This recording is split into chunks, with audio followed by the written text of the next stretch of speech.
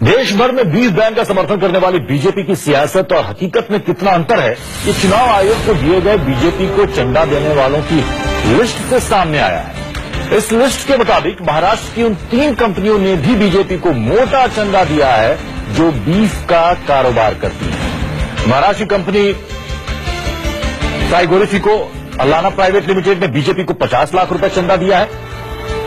इससे पहले भी यह कंपनी साल 2013-14 में बीजेपी को 75 लाख का चंदा दे चुकी है। इंडाग्रो फूड्स लिमिटेड ने भी 75 लाख का चंदा बीजेपी को दिया है। इसके अलावा एक तीसरी कंपनी फ्राइगेरियो कॉन्जेर्वा अल्लाना लिमिटेड ने भी पार्टी को 50 लाख रुपए का चंदा दिया है। ये तीनों कंपनियां बीफ के कारोबार से जुड़ी हैं। 20,000 से ज्यादा चंदे की रकम की जानकारी राजनीतिक पार्टियों को चुनाव आयोग को देनी होती है। ये मैंडेटरी है और इसी जानकारी में ये सामने आया है। बीजेपी जो कि बीफ बैन का समर्थन करती है, बीजेपी के कई नेता बीफ बैन को लेकर मुखर होकर अपनी बात रखते हैं। चुनाव आयोग को जो पार्टी ने अपने चंदे के बारे में पूरा लेखा जोखा दिया है, उसमें बात सामने आई है कि इसमें कई ऐसी कंपनियों ने बीजेपी को चंदा दिया है जो कि बीफ का कारोबार करती है। और ये उन कंपनियों के नाम है जो इस वक्त आप देख रहे हैं।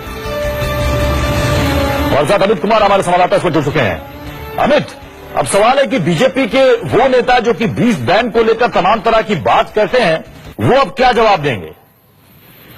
देखिए, पर बहुत जवाब देना मुश्किल होगा क्योंकि पार्टी ने एक रुख लिया था बीफ को लेकर और इसमें तमाम नेताओं ने बढ़ चढ़कर हिस्सा लिया